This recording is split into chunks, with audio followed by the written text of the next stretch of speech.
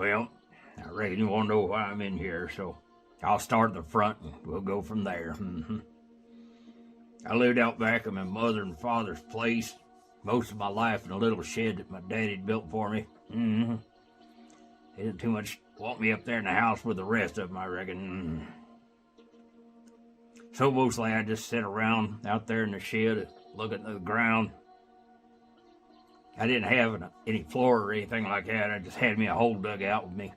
Some quilts put down in there to sleep on. I guess I did all right. Quilt or two down in there. My father was a hard-working man most of his life. Not that I can say that about myself. And my mother, she just sit around mainly just watching CNN and stuff like that. I didn't get to watch too much TV. I just sit out there staring at the ground or staring at the wall.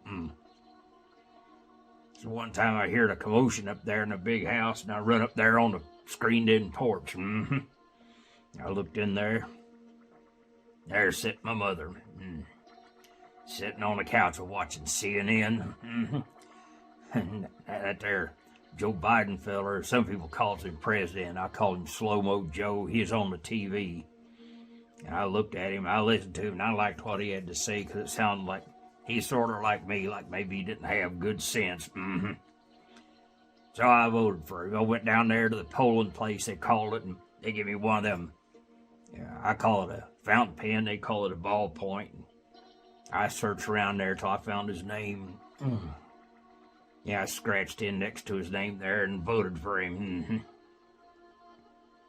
Later on, my mommy asked me, "What'd you vote for Biden for? What'd you vote for Biden for?" Well, I reckon that got me a little bit upset, but I took and told her, well, I thought it might be good to have a president that I knew I was smarter than him. So I voted for him, and he won. Some people said he stole it, but anyway, I voted for him. So then they put me in here.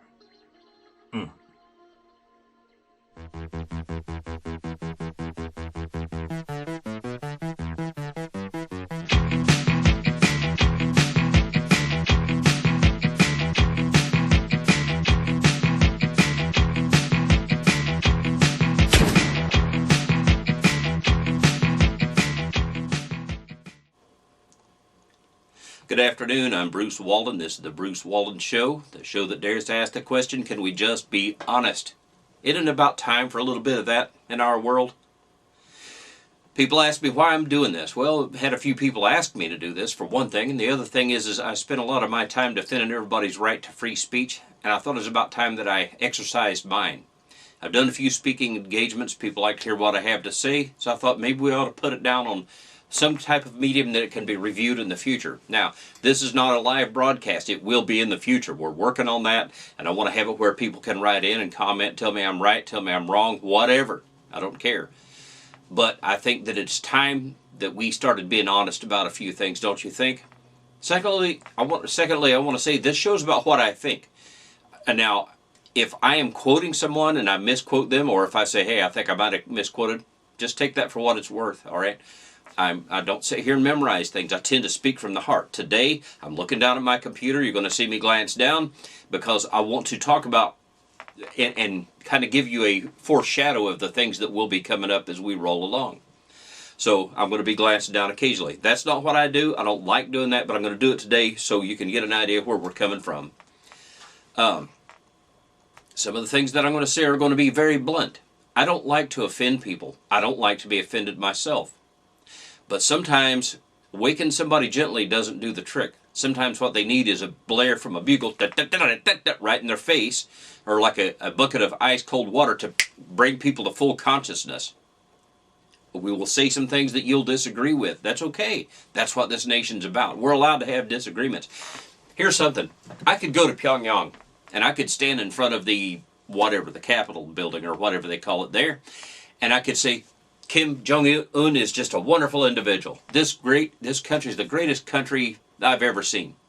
Nobody's going to have a problem with that. There. But it takes a truly free country to allow you to be able to speak a truth, even if it hurts some feelings, even if it may be inconvenient for people. You think about that as we roll along. You may disagree with what I say, And you may wish to prove me wrong. And if you do, if you come to me and say, Bruce, you're wrong, here's why, and you can prove it to me, I'll say, you know what, you're right, and I'll come on the air and I'll admit it. Now, I'm not a preacher, I don't think, but I know that the Bible does tell us that if you rebuke a fool, he'll hate you for it. If you teach a wise man, he'll be yet the wiser. So if you've got something to teach me, or if I'm wrong on something, say, look, Bruce, I need to correct you on this, or you need to be corrected on this, bring it on. I'm a big boy. I got thick skin. I can take it. All right? I've had worse. Be advised, I will be calling out fakes. And this will hurt some feelings. This may hurt some of my fellow conservatives' feelings. I'm a Reaganite Republican, all right? But I'm going to tell you the truth. You know why? Speaking of Ronald Reagan, he said, candor is the greatest compliment because it assumes maturity on the part of the other person. If I say, this person is not what they say they are, and here's why, here's what you have to do. You have to look at it. Well, you don't have to do anything. It's a free country. But if you want to show yourself a wise person, what you do is you look at it, look at the facts, and say, you know what, no matter how much I like this and how much I like my opinion, I just might be wrong here. I better listen. We've gotten into a bad habit of saying, no, I am absolutely right, and I cannot change my mind. I used to know someone who's not around anymore who would just blurt something out, and they would never back down no matter how wrong they were. They would be afraid of admitting that they were wrong in what they said, no matter how much you proved them wrong. You remember Mark Twain once said, or wrote, and I may misquote this, but it's pretty close. He said, it's easier to fool someone than it is to convince them they've been fooled. And I'll add one to that. Even if you prove to them that they've been wrong, that they were fooled, it's practically impossible to get them to admit it out loud. So we just love them, forgive them, and move on. But like I said, I'll be calling out fakes. There's a guy running for a mayor's position in this state here a couple of years ago, and I said, I'll support you, but if I see fake, I'm going to report fake. You might let that sink in just a little bit. And when I see governors and mayors and people that are passing the buck and saying, well, it's the city council's fault or it's the legislature's fault, you know what? That works for a little while. But eventually the people get tired of it and we realize it's just an excuse for not doing your job.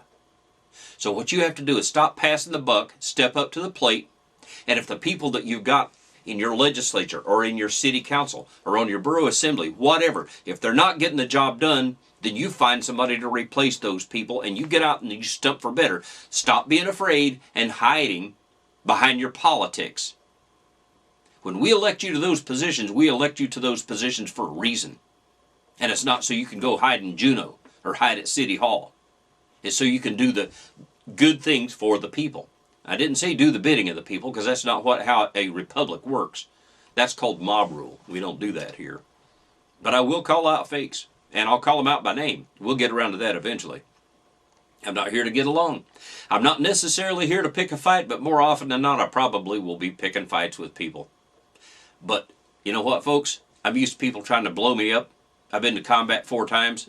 That don't try to intimidate me with political pressure. That don't work on me. Republicans, particularly you Republicans with a C next to your name, or you that call yourselves conservatives, I'm going to be looking at you first. Because everybody, especially from the Matsu, and this goes out to the whole wide world, and let me say this before I get into that. This show is about Alaska. This is Alaska-centric issues. But I would bet you that every state out there, every county, every city can identify with the things that we're going to talk about here. Now, we talk about Alaska issues. We talk about national and international issues, how they affect Alaska. But Alaska is what is our center of what we're doing here. So just bear that in mind as we roll along.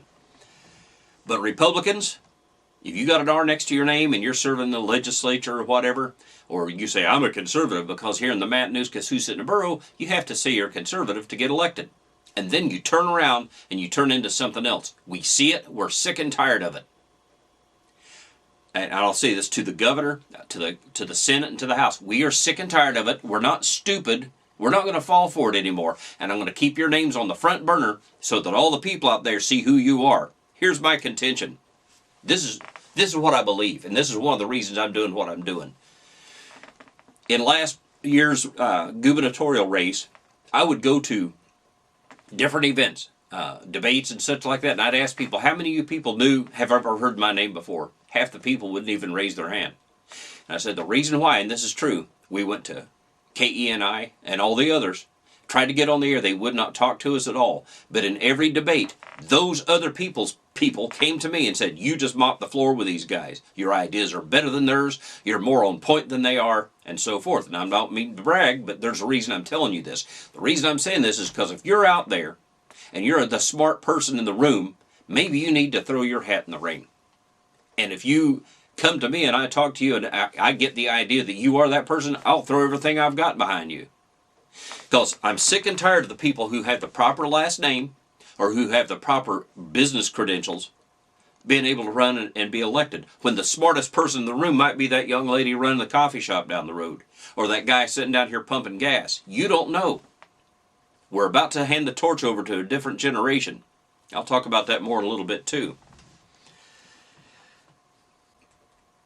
We have a lot of people that'll look us in the face and lie to us about who they are.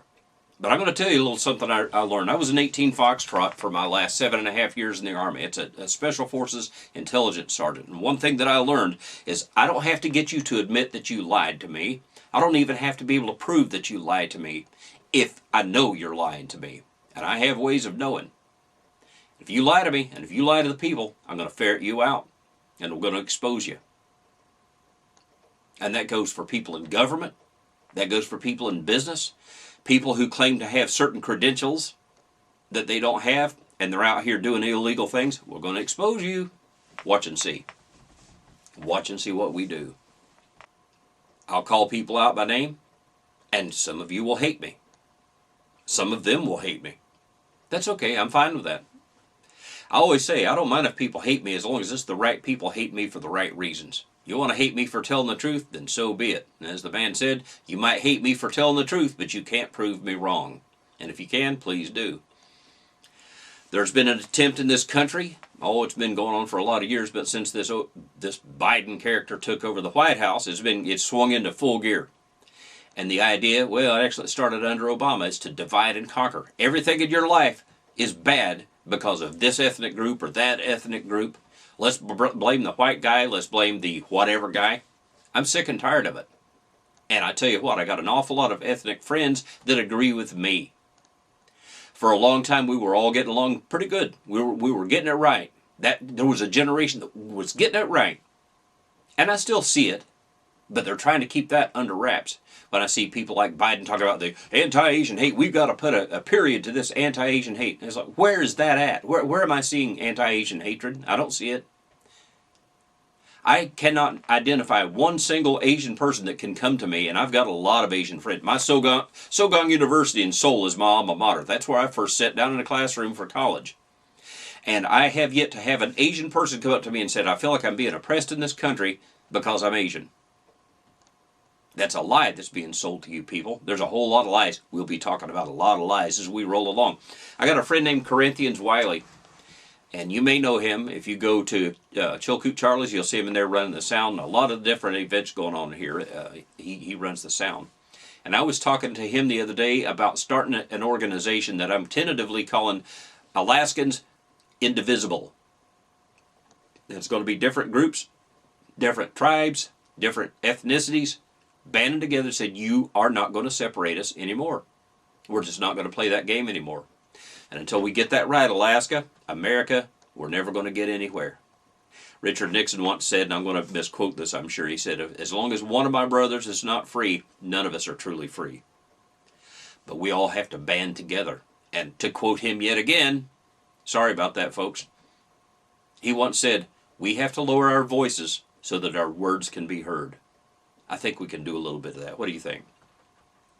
I got a lot of, my family, I guess every ethnicity on the face of this planet is represented by the Walden name. And I'm very proud of that, and I love them all equally. And none of them that I've ever met have ever said, you know, my life sucks because you're white. Or because I'm Hispanic, or whatever. So, say, well, Bruce, you're just trying to, I don't care. You can think what you want of me, I don't care. I know who I am. I'm going to shock some of my young friends here with something that I'm about to say. You Gen Z people, I'm 60. I believe in your generation. You want to know why? Because I see in your generation The best and the worst, as it is in every generation. You see the best and the worst in every generation. I see the kids that are too lazy to get up off the couch, but I see kids out here hustling for a living. When I go get coffee, these young teenage girls, I'll double tip them. You know why? Because they get up and they show up for work. There's one general said, you know what, if you think that this generation is bad, you should go to war with them.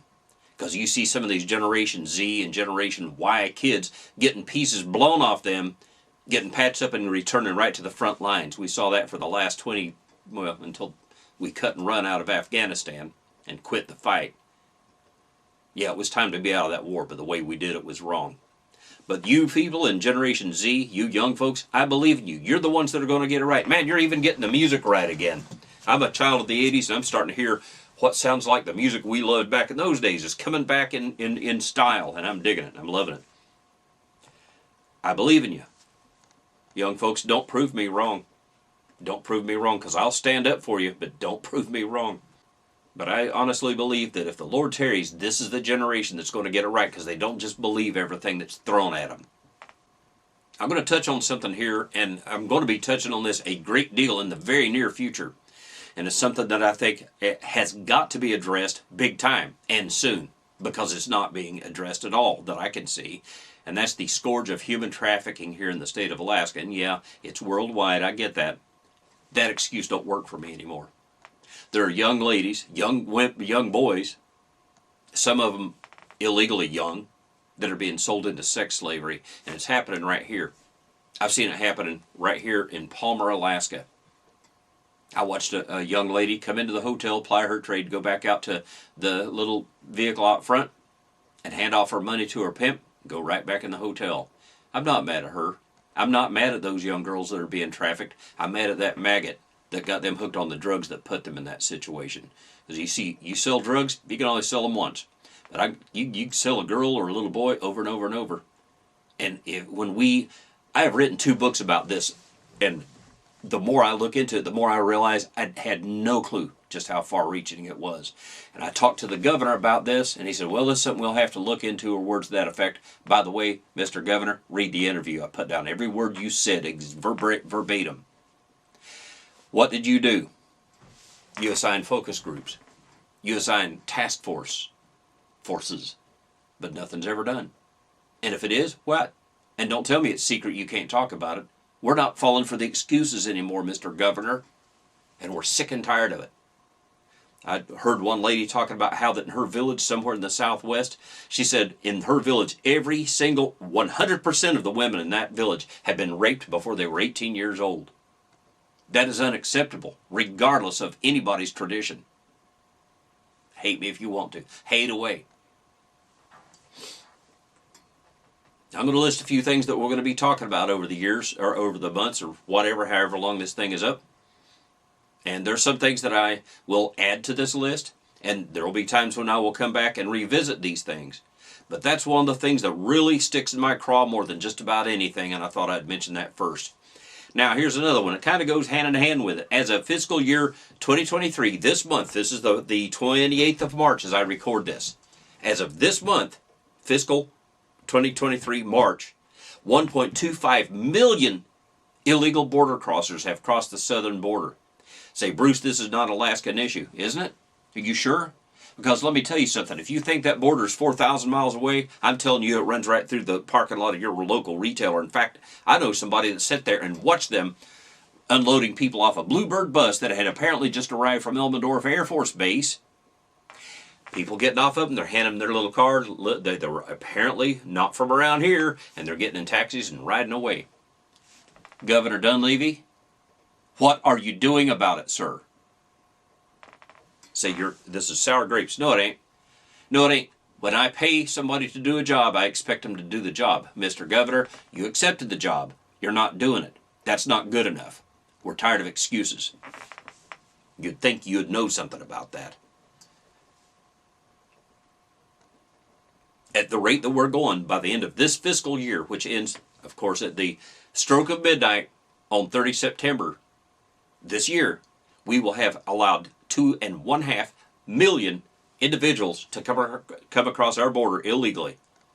Did you know that if you, and this is being very, very conservative, If you counted the number of people who are in this country illegally right now, 1 out of every 10 people living in the United States of America is here illegally, and it's probably more than that. Think about that, folks. 1 in 10. You think that can't sway an election if they let them start voting? But that's what they're trying to do right here in Alaska right now. They're trying to get it where you can send in a ballot and vote without even so much as a witness. What say you, Alaska? You getting tired of it yet? Are you catching on yet what's going on? Are you catching on yet to the fact that these people over and over and over look you in the eye and they lie through their teeth to you, and they get to Juneau and they laugh you to scorn, say those stupid rubes, I fooled them again? None of you, save for maybe 2 or 3, are innocent. So don't even try with me, because I will point you out. You don't intimidate me. When you see the army of voters that's coming with me, then you'll understand. Bet on it. Mr. Governor, your last Lieutenant Governor, Kevin Mayer, did nothing when it was pretty obvious, and we've got some pretty substantial evidence that the vote was stolen. I won't swear to it. I've not seen it, but I know some people that will. And I asked you about this, sir, and I said, we need a hand recount. And you said, that's something we may have to do, Bruce, and you did. Zip. Shame on you, Mr. Governor. Shame. Shame, shame, shame, shame on you. I don't see how you could come out here to the Matsu and raise your head in public. You knew it happened. Kevin Mayer knew it happened. You did nothing. And I asked you then, if you recall, I said, you agreed with me that it probably happened. I said, why are we not seeing a executive order out of you ordering him to do a audit or a recount on that vote? And you just stood there and said nothing. Okay, let's talk about our education system. And I know I'm picking on the governor. Oh well, tough. I remember what it's like to have a good, solid, grounded education. Alaska, I don't care how you measure our education system here. It is a disaster. We pay more than twice per student what the next nearest competing state pays. And look what you're turning out. People, young folks, graduating high school, who can barely read. They go to college outside, and they're so pitiful at reading and English and math, they have to take remedial math and English before they'll let them do anything else. And I don't blame those kids. It's not their fault. I'll say something here. I don't really blame their teachers. I blame the guy that meets me in the shaving mirror every morning, because I should have stopped it. I should have helped to stop this before it got this far. But that's water under the bridge. We are where we are now. It's not what we wish it was. It's what it is. And that's what we've got to deal with. So we're going to have to take some pretty drastic measures. Mr. Governor, are you willing to do something? You were a principal. You were on the school board. Are you willing to do something at some point to start fixing this? I'm sick and tired of the excuses. Well, the teachers' unions, blah, blah, blah. We're sick of it. We're turning out a generation after generation of kids that can barely read their diploma. But here's a little thing, folks. Where I come from, you never point out a problem without offering a solution, and I've got plenty of them. But I will say this. One thing that I loved to do, and I still do, is I take a weakness and try to turn it into a strength. One of Alaska's greatest weaknesses is our pathetic school system, and it's pathetic. I don't care. You can hate me for saying that all you want to, but by any measure you want to take, our school system is a drastic failure. It's a disaster. You can sit there and say, well, I'm a teacher, blah, blah. You know what? I get that. There are a lot of teachers that are here teaching because they want to teach, and I applaud that. I love to teach. But if you're not getting the job done, there's something wrong. And you're failing an entire generation of young Alaskans, young Americans, who want to take their place in society. And they drift out of school and they become drifters. I see them on the streets right here in Palmer, drifting about at all hours in the morning. No promise, no future. We did that to them. And we're going to do it to the next generation that's coming up. We've got to get away from political correctness. We've got to stop being a communist indoctrination system. We've got to stop being a grooming factory. And we've got to get back to teaching our children. And Mr. Governor, if you're not up to the job, get out of there. We have some very good teachers, and we have some very worthless teachers. I'll just say it like this. It's no longer about educating the kids. That's not what it even is about anymore. They're educating good little Marxists, and we got to put the brakes on. There's some shocking books over here in the library. Well, there were, until the snow caved in the roof right over them. Thank God nobody was hurt. Some of these books, would make a drunken sailor blush. And somebody let it in. Somebody read them and said, this is appropriate for kindergartners. Shame on you. You see some of these books out there, if a gentleman, a man, stood out in the woods or in the park, and a little 10-year-old girl came walking and said, hey, baby, I got this book for you to read. And she looked in that and told her dad, you'd be arrested and you'd go to jail. And rightly so. And I hope you would rot there.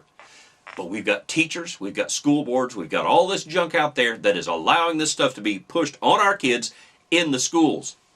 In the schools and in our libraries, which is what I always say is the other half of our school system. I love the library. I don't like this. It's a grooming system. That's all it is. If you've never seen this movie, you can find it on YouTube. There's one, and it's called Don't Leave, or Leave No Trace. And it's about the child molestation in the Boy Scouts.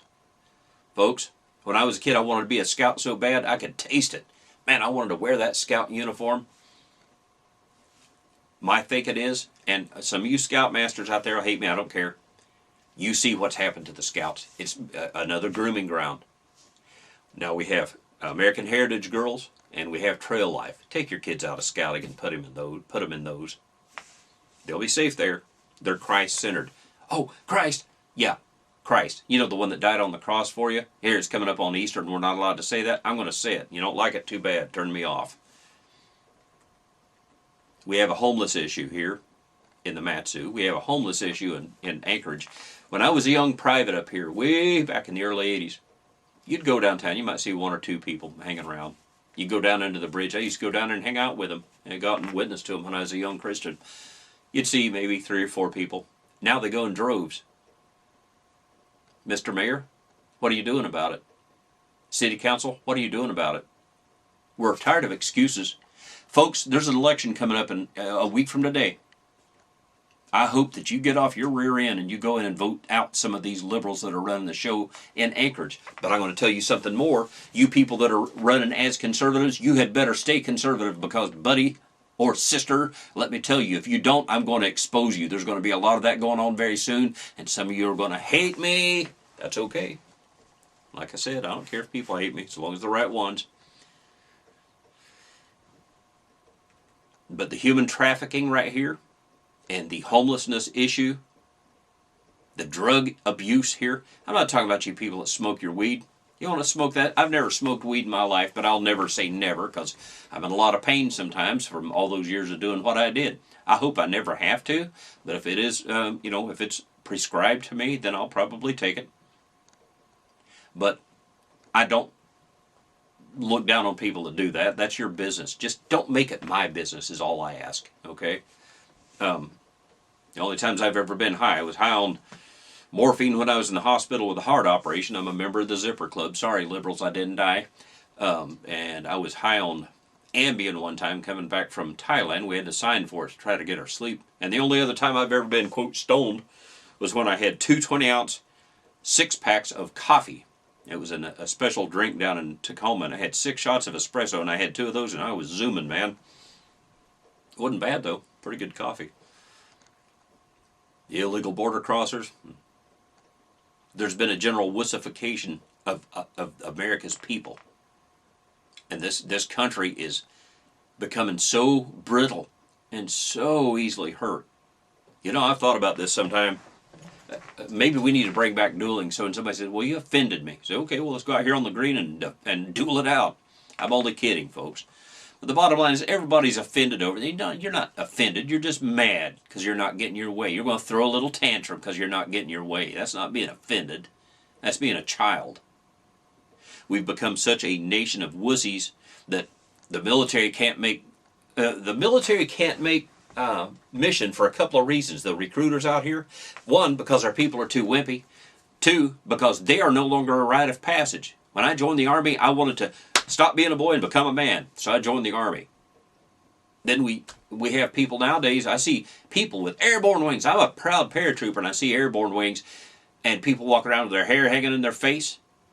Beards, I don't care about your religion. Don't give me that. Your religion ain't going to keep you from getting gassed to death. But that's a whole other story. We'll talk about that some other time too.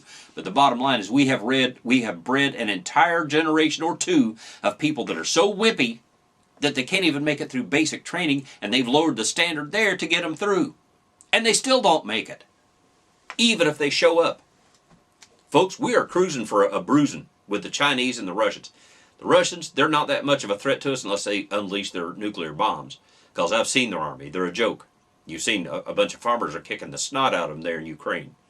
They're not going to come across and attack Alaska, but I could see them missiling us. Hopefully, thank God we live in the place where we shoot them down. The Chinese, let me tell you what they're not doing in the Chinese or the Russian or the Iranian or the North Korean armies. They're not telling guys, hey, if you woke up this morning and said, man, I feel like a woman, that means you're a female? No, they're not doing that over there. They're not worrying about they, them over there. They're not worrying about your pronoun over there. They're teaching them to kill your kids. They're teaching them to kill your kids and break their toys. That's what we used to do in the U.S. military. All the branches. Our job was to kill the enemy and break his stuff. You can hate me for saying that. You can hate me all you want to. Prove me wrong. I dare you to try. Folks, we've got the best toys we've ever had, but we bred an army that can't fight. When we went co-ed, ladies, I'll lose half of you on this, but the other half will cling closer to me. Because you were not built to do the things that we were built to do. Simple as that. Neither was I built to do the things that you were built to do. There are only two sexes, male and female, folks. And in those extremely rare cases where you have both, my heart honestly goes out to you. I mean that from the bottom of my heart.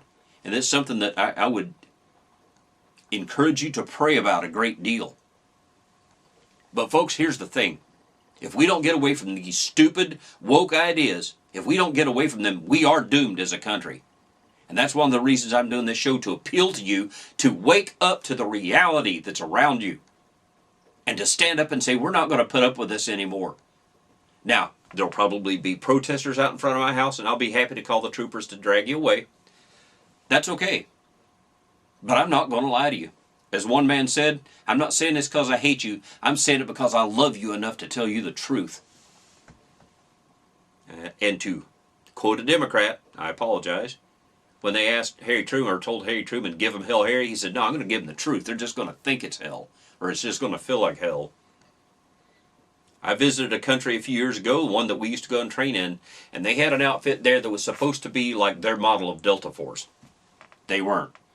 They could put on a terrific show. Man, they could break boards, they could pop balloons at 1,000 yards, all kinds of neat stuff, but when it come down to the real deal, they couldn't hit the ground with their hat. That's what we're becoming. We're becoming an army. All the other branches. I know Marines. I know. I hurt for you. My brothers were Marines.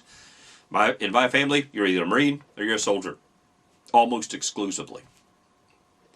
However, man, we just got a couple of Space Force folks in there. Cousin of mine. God bless them. I believe in it.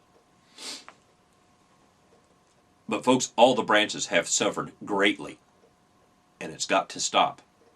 Because we will lose the next war if we don't stop it. If we don't put the brakes on and get back to be all that you can be.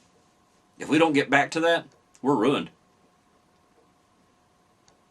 You people in politics who say things like, yes, I remember when you said this, madam, I'll have to see the data. No, you don't. You need to use some common sense. If we don't get back to turning out soldiers that can soldier, kill the enemy, gain territory, we are sunk in the next war. And you better believe me when I tell you that war's coming, folks. Because if you want to invite an attack, put a weakling like Biden in office. And put governors like this one in the office, because his first job is to protect you. When that Chinese balloon flew over the state, he had full authority under the Constitution to shoot it down, instead of waiting around for the U.S. military to do something. And that's not the U.S. military's fault. It's their president's fault, because he made no such command. Enough. We have quashed industry in this country. When you have people that are telling you, well, your country's terrible because you have all these factories and you pollute the air and blah, blah, blah. You know what? I grew up in a steel town in Indiana. And there was some pollution in the air. Not much. You could breathe. I was in Seoul. South Korea, and then when I was going through Sogang University, I'd go out and run in the morning, go out and get my exercise in, and I'd come in and blow my nose, and it looked like mud coming out of my head, and it's not any better now. You want to look at places that are polluting the air? Don't look at America. Go to India. Go to Asia. Go to places like that. But you fall for it every time that it's got to be America that has to make it. We don't have to change. We're doing fine in that regard. What we do need to change is get back to making our own energy, get back to making our own stuff, and start exporting. And Alaska, and again, Governor and all you people in government here, get out of the way so we can do something in industry here. Oil is awesome. I want us to pump that oil. I want us to do great things in that timber, all that. But I have a thing that I make a bet. I'll pay you $100 if you can prove me wrong in this. I can pick somebody blindly out of a crowd, buy them dinner, sit down with them, and I'll guarantee you I can pick $1 million idea out of their head. But this state throws every obstacle and every roadblock in their way to try to keep them down. The only real success story that I've seen lately is Molly B. God bless you, ma'am. We're so proud of you. You people in the lower 48 that haven't had her cookies, she's going to blow your mind. And I'm diabetic, so pray for me to have the resistance there. They call our oil moguls evil. They call the coal people evil. They call everything evil. If it's American, it's evil. You know who's doing that? The people that aren't calling their factories evil. The people in China that have little children digging the junk out of the soil with their little hands.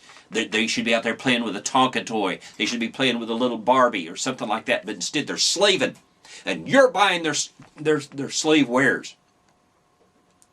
You people that are talking about reparations, what about these kids that are slaves today? Right now, as I'm speaking to you, they're out there digging and slaving for the Chinese. And as a matter of fact, while you're at it, the Chinese are doing their own people that way. Think about it, folks. We've killed transportation. You look at the roads here in Alaska, they're a joke. We need that bridge. We need the Connect Arm Bridge. Say, well, it's going to cut. We're going to have a toll bridge. No, we don't. I heard and Dan Sullivan bragging about all the billions in infrastructure money he's able to get. If they can send billions to Ukraine, if they can send billions to the southern border to take care of people who are coming in here illegally, Alaska, why aren't we getting enough of that to build the roads that we need? And no, I don't want to see Alaska paved over. But I tell you what, when I see my friends in the native community starving, and people that are paying $15, $16, $18 for a gallon of milk, when there could be just a simple dirt road hitting all the hub cities around the outskirts of this state, and nobody will do anything because some little greeny hippie will pop and say, oh no, you're going to kill the red-breasted mosquito or whatever. And you fall for it every time, and you send the same people to Juneau. Alaska, you're going to have to do better than this, man. I'm going to say it very plainly. Mr. Governor, city mayors, all such as that, you see the problem, you just aren't doing anything about it. And we're tired of the excuses. We're sick and tired of it. Did you ever see that show? It was on for a short while. I'm hoping it'll come back. It's called Alaska Daily. If you haven't seen it, you can see it on Hulu. I recommend that you watch it. Watch it right to the end. And for those of you who read my newspaper when it was up and running, this paper on the show looks a lot like my paper. I don't think it was a matter of them stealing my paper. I like to think it was a matter of two good brains thinking the same way. So what say you, Governor Dunleavy, and all the mayors and all such as that? What say ye? We're tired of the excuses. Don't play innocent. Don't pass the buck. Lead. Get out front and lead. Ladies and gentlemen, stay around for just a moment and we'll have a oldie but a goodie from back in the days, and I think it's about to become very relevant again. God bless you. God bless Alaska. God bless America. Stay free, and we'll be coming and seeing you some more in the very near future. God bless and good night.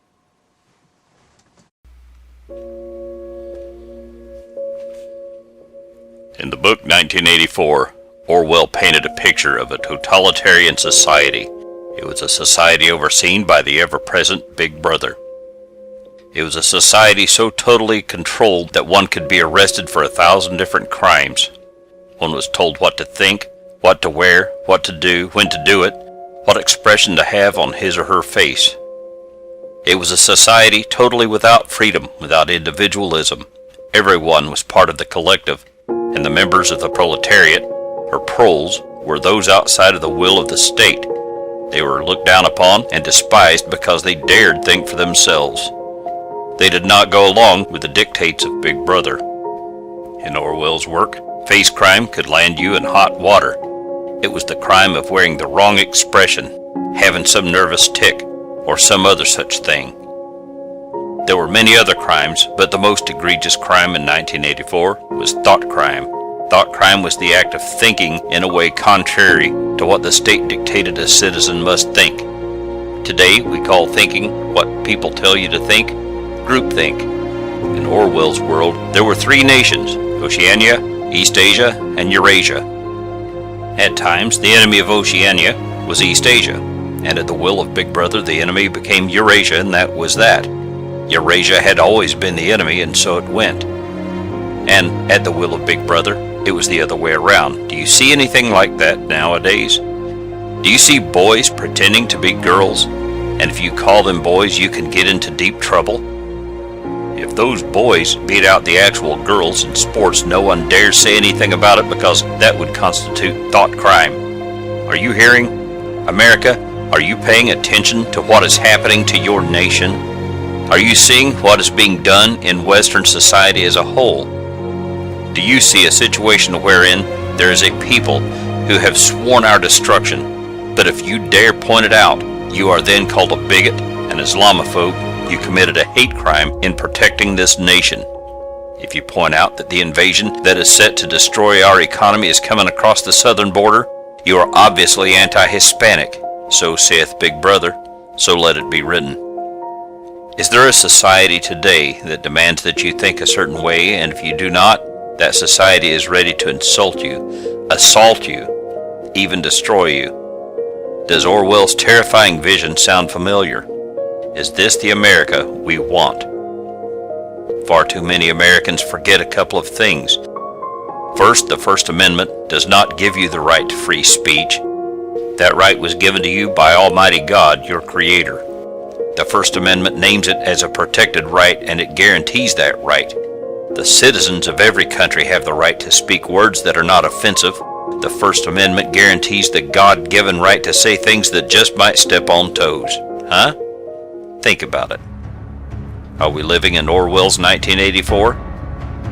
In the actual 1984, we had a president who loved this country more than his very own life.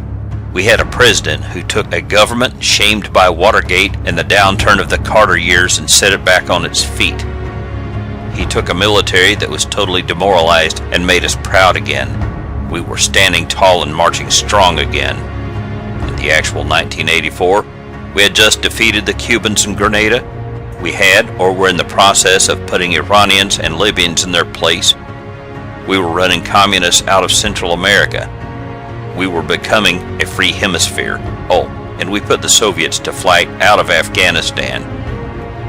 In the actual 1984, we had Republicans and Democrats who might disagree vehemently, but they could come together in an effort to do what was right for America. We had strong allies and good neighbors.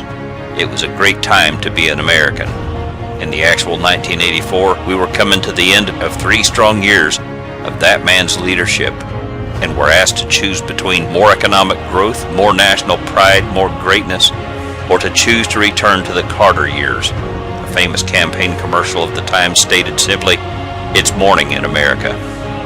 It was a bright morning, and we were happy, yes, thrilled, to re-elect Ronald Reagan by the greatest landslide in U.S. history. Are you old enough to remember? Do you recall the pride we felt during that year?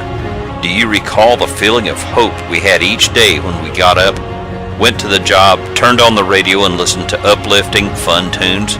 I do. Do you remember when the boys dressed sharp and the girls dressed classy? I do, and I'll never forget. It seems we as a nation have forgotten. I ask you, which 1984 do you want? Do you want to live in Orwell's novel? Because if you look around you, that is precisely where the left wants to take you. Or do you want to live again the actual 1984, but in a time even more amazing?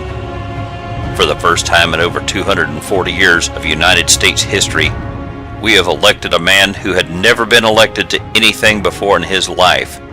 That man is a businessman, and he has put this country back on its feet economically and in its position and standing throughout the world. Very soon, you'll be given a choice between a return to socialism, as we experienced under Obama, or to continue the greatest surge in American pride in the history of the last 75 years, under Donald Trump. Yes, my friends, in 2020 you'll have a choice between which 1984 you want. Choose wisely. That would be double plus good.